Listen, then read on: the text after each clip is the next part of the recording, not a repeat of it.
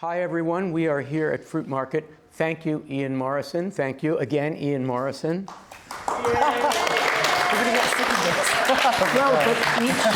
Let the record show we're making several videos, but people watching this video might not know that we've made other videos, so we have to applaud Ian Morrison again. Come on. Come on. It's such a cool place. You know, I go to Canada and there are places like this for the arts, maybe because the nation supports it. I assume there's a little support from the nation? A little. Uh-oh. Did I walk into something there? Okay. Okay. Well, let's just say that the Kelly Writers House in Philadelphia, we don't get any grants from anybody. It's all, we support ourselves through small donations from individuals. So I don't know why I wound up just plugging the Writers House. And here we are in Edinburgh. We're delighted to be here. And we're going to be talking with a group of friends about a poem, pretty famous poem by Ian Hamilton Finlay called The Dancers Inherit the Party. It was published in 1960. I should have done my homework, but I believe that the name of his little book that year is The Dancers Inherit the Party. Does anybody know otherwise? I think that is it. So I'm going to read the poem, and then I'm going to ask Ian also to read the poem. Are there any trilling R's in there that you could do? And then I'm going to do what we do, and I hope it's not too scary. I'm going to assign parts, that is to say, phrases or words, to various people here in the room, and then we'll go through the poem and do a kind of collaborative close reading, and I'm sure other people will get involved, including my friends here at the table. So I'm going to try it, and then you try it, and then we'll open it up. I'm going to go back through it and assign the parts. The dancers inherit the party. When I have talked for an hour, I feel lousy. Not so when I have danced for an hour. The dancers inherit the party, while the talkers wear themselves out and sit in corners alone and glower. The dancers inherit the party. When I have talked for an hour, I feel lousy. Not so when I have danced for an hour. The dancers inherit the party, while the talkers wear themselves out and sit in corners alone and glower. That's wonderful. I love that. Okay, Jane Goldman, hello. Hello. Thank you for speaking up because of audio things we're doing.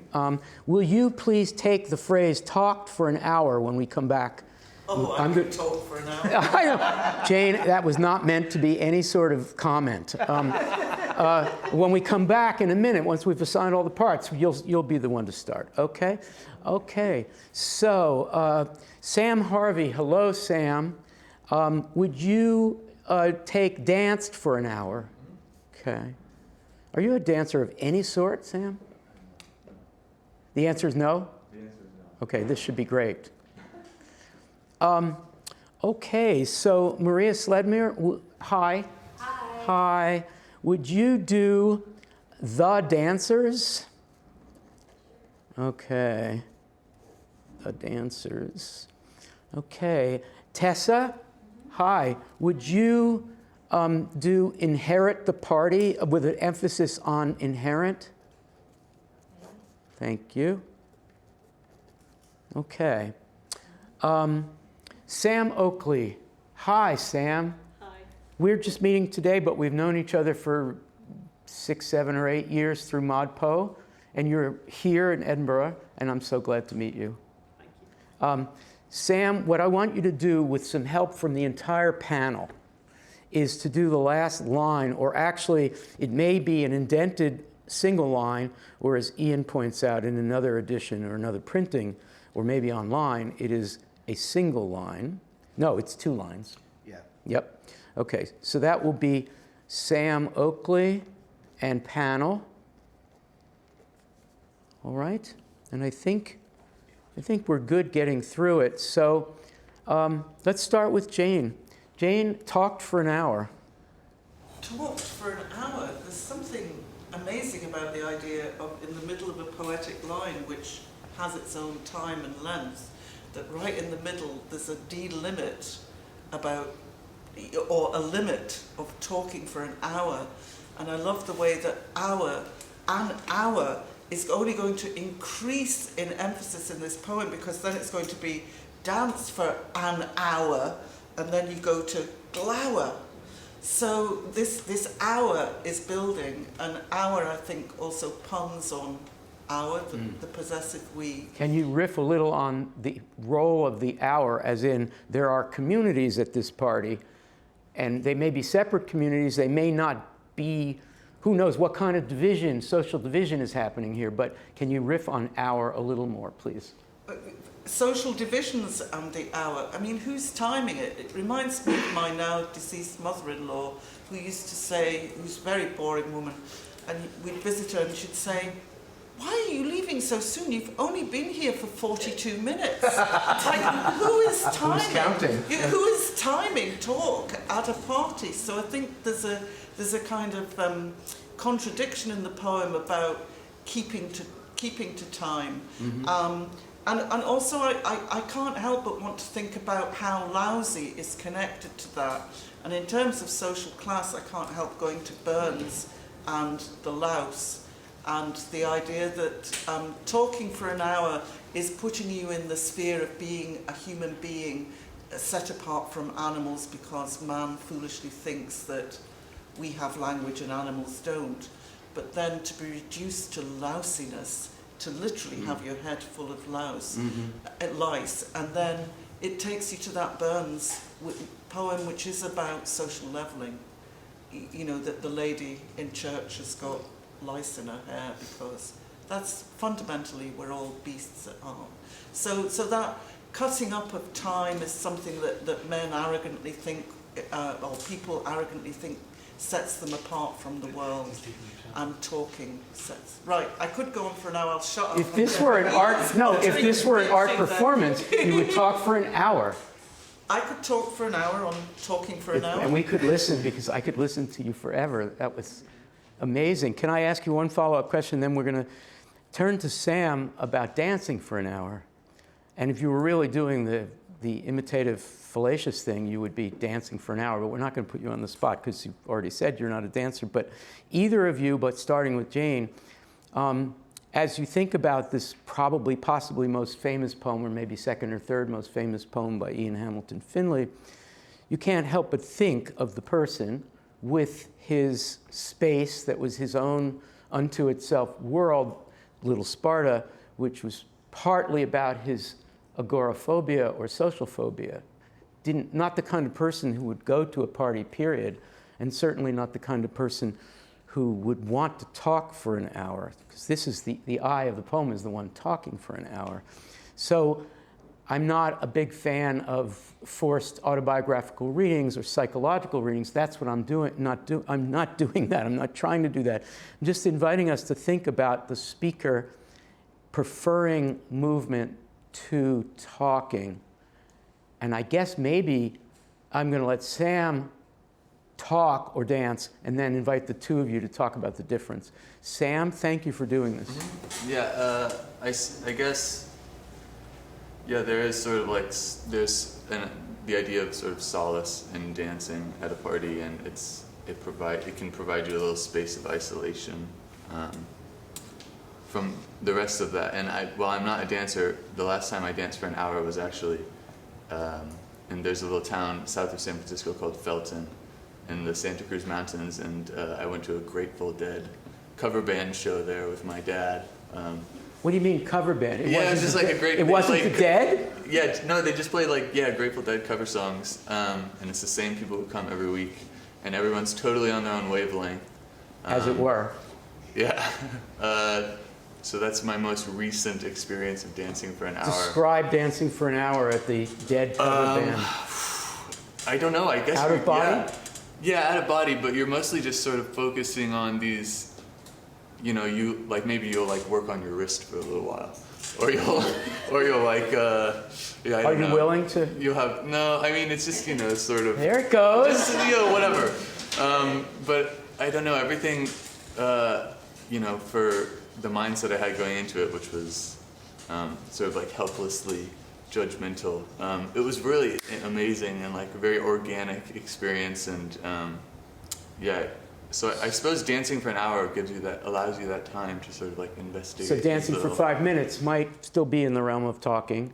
Yeah, Whatever, maybe, but yeah. dancing for an hour, you're moving away from whatever talking means. So I want to go back to Jane and let's start to promulgate some kind of distinction that Finlay is trying to make here between talking and dancing. I don't care about his biography, but I do think he's read some Ezra Pound. And I think This is Pound. This speaks to me of Pound's famous differentiation between melopoeia, phanopoeia, and logopoeia. And melopoeia is music, is poetry that aspires to the condition of music. Phanopoeia is music that casts images, I think he says, the casting of images. And logopoeia is the dance of the intellect among words. And I think this is the irony of this poem, that it's words that are dancing here, and that, in saying I've talked for an hour, maybe this is the poem instructing you on how to dance with your intellect, and to release it's kind of proto-Derridean in the sense that Pound's talking about all the deferred meanings that are there in any one utterance. And so to me, I've always read that as being about let your intellect dance, and that includes bodily, physical enjoyment of words. So that's a real way of knowing the world, is through dance. It's not that you've forgotten intellect. Intellect is in conversation with bodily, physical enjoyment of language. Even though one's larynx, tongue, mouth, tongue against teeth, lips are embodiments, there's a distinction being made between the signs, the signification that's going on when all that stuff works together to produce words that are recognizable in a language, and the dancing that is using other parts of the body. So we're willing to take out the embodiment quality of talking. And so I guess I want to turn to Laynie Browne, who didn't know I was about to do this, to say a little, and then we can go back to Jane and Sam, and then move on to Maria and talking about the dancers. The question now is, what kind of intellection, this is an interest of yours, Laynie, which is why I'm turning to you. What kind of intellection, and yours, because you've been talking about somatic poetics, Ian, what kind of intellection is involved in the dance of the intellect? Well, it's integrating the head and heart and mind all together, and it's like the word hour is also O-U-R. It's weaving the party, it's a social space, and even though you said separate dancing, but you're communicating in this other So it's ways. it's an alternative form of communication, simply. Ian? Yeah, I just feel like there's, I really dug what Jane said in terms of this kind of false opposition. That, I'm like, why not be a talker and then a dancer as well? One would say that to the speaker. Come on, man. You know you like to talk. Yeah. Isn't that what you're doing here in this poem? I'm like, they'll sit in the corners and glare for a bit, and then eventually they'll get up, and then they'll discover that they also have a body. Yes. Is my hope for them. One senses that the Ian Hamilton Finlay-like speaker is a glowerer, but in the technical logic of the poem doesn't seem to associate with the glowerers. Yeah. So it's hard to know. So quickly, back to Sam and Jane, just to say more about I guess what Jane is leading us to, seeing this as a false distinction being set up pretty strongly at the beginning. Sam, another thought, a final thought on that? Yeah, I mean, I guess I also see it as a bit of a false distinction, but I also think for me the way that I, not that I initially thought this, but the way that I think it's kind of could be proto-Derridean is like, in that it's sort of the flatness of the lines.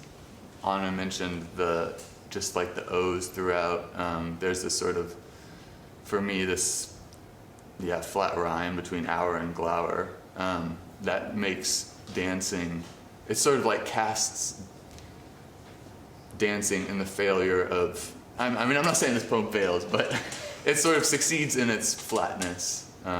And for me, that kind of is what is the animation, which is also, it doesn't mean that the poem fails, because, you know, then there's that sort of false binary that it well succeeds said. through that. Yeah. Jane? I just had this weird idea looking at it as a visual, you know, because he's so attentive to the visual look, and that there are eye rhymes here, and also we have to remember Scotticisms. So an hour can be an ur, and the lousy makes me go back to look at our eye. That could be huri, and then you're looking at some courtesan, a huri, and then I mean, look, I may be nuts, but I think it's there, and I dance for an ur, I dance for a whore. You know, depending on what language you know, what discourse you've got, and then it becomes about how far will talking get you.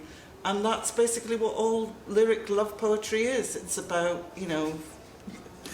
Jane, that was amazing. Am I just a smutty reader? No, because, no, am I just a smutty reader? What a leading question.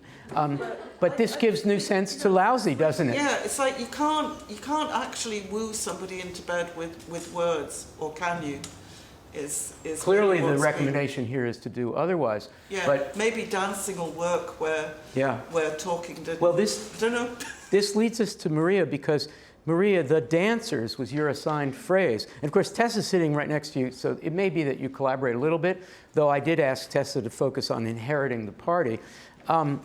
Maria, the dancers, suddenly the speaker, who seems to have identified individualized action, first talking for an hour or thinking about it when I've done it, and then when I have done something else, so it's an individual thing, now seems to be claiming friends and collaborators, the dancers. Yeah, so there's a perfect segue from what Jane was saying, because hearing the word dancers over and over again is making me think of this great Scots expression, "ya dancer." For the Yanks in the room, you'll have to explain. So it just basically means you dancer. I'm sorry, I still don't get it. You're an amazing person. Yeah, you're doing something wonderful. Praise. You're a dancer. Yes. A praiseful ejaculation, like "ya dancer," like if you win the lottery, you can kind of. I love it. Are we allowed to use that in the Sure. States? You can have it.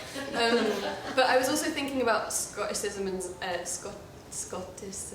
and vowels and kind of assonance. So because I'm someone with English parents who has lived in Scotland all their lives, their many lives, I would say the dancers inherit the party, but you could also say the dancers inherit the party.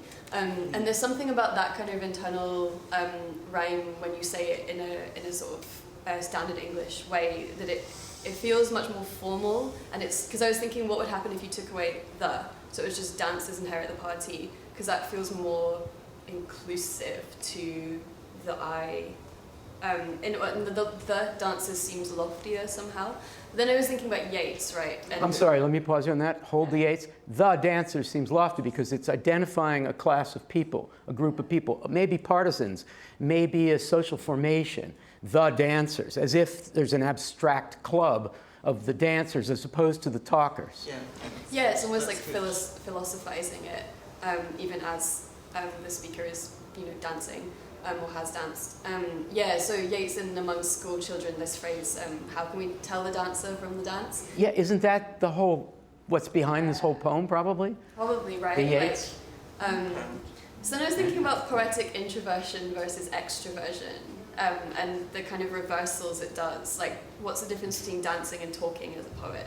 So is it to do with like sound and sense, or something along that line? Yes. And just to add one more time, I promise, only a modest psychobiographical reading. Here is an introvert trying to write a poem that explains how an artist could be an extrovert, which is to focus on the physical and the embodied as opposed to the intellectual. And that's a Finlay hallmark for sure, even though he did that by himself. Tessa, I think you're pretty well set up, but inherit is a powerful word for those dancers. Yeah, no, I like this word, inherit. I'm also aware that I'm about to talk and I'll end up feeling lousy afterwards, and I'd rather stand in the corner there. Oh, are you one of the introverted dancer preferers?